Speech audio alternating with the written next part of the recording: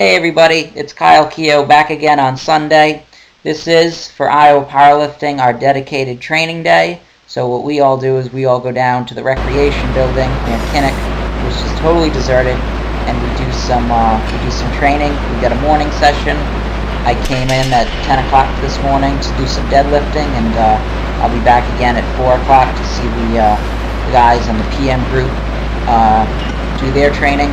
I did some heavy sets of 4 on this day. This is 485, and this first set felt pretty good. I took my time in between these reps to make sure I was really rested and that I was pulling it off the floor. Now, as you notice with my deadlift style, I've been actually dropping my hips a little bit lower than usual, and that isn't really by design. It's just how my deadlift has been going lately, and it's probably for the best because I used to pull with my hips really, really high, and now I'm starting to get them down just a little bit. That set of 4 felt good. You know, I ended up moving up to 510. I wanted 510 for a set of 4, which would have been a PR, and I had a lot of reasons not to get this lift on this day. I didn't feel great. I was training in the morning. I'm using a new bar. As you can tell, it's bent to shit. On top of that, I forgot my poor baby powder, so I had no powdered up legs for this day, which meant that the bar was sticking to me. And on top of all of that, I'm going to start losing my grip here on my right side. And it gets pretty bad on my 3rd rep. I had to adjust it. And so I really took my time on this set. The weight felt fine. It was coming up easy. The bar speed was pretty good. And I was locking them out okay. I just couldn't keep that right hand closed. And right there, I start to lose it. I lose one finger, but I'm able to hold it. And I just didn't have enough on the grip on that right side to get my set of 4 here. I really wanted a set of 4 on this day. I didn't have any wrist straps on me, but somebody else on our team, Alex, ended up having a pair. So what you're going to see after this is you're going to see a marathon set in which a few minutes after this, I tried 510 for a set of 4 again, and barely squeaked it out. See right there, drop it. A little upset about it. That was uncalled for, but right here, I'm going to use straps, so I'm going to cheat. I'm a cheater, none of these count because I'm using straps.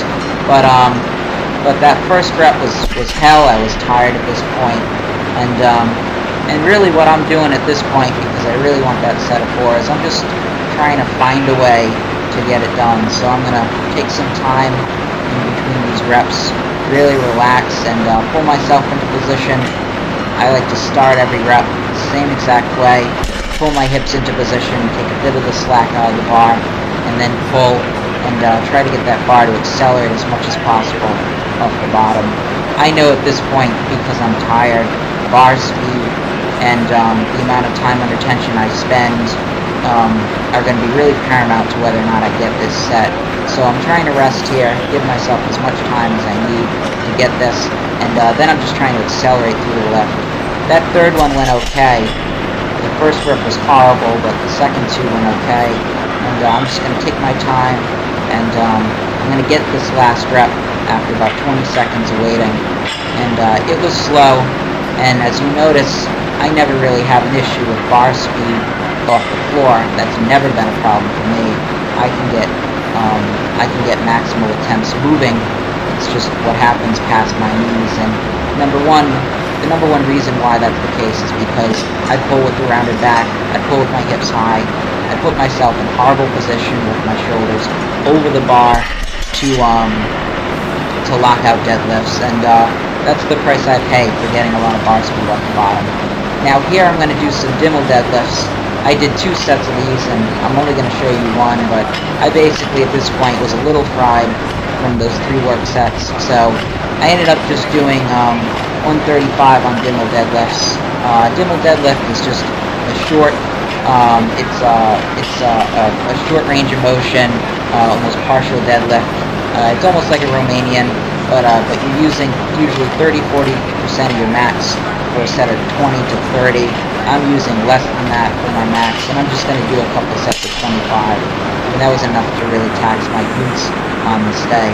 I ended up doing some power shrugs. So here's me doing a set of 5 on power shrugs.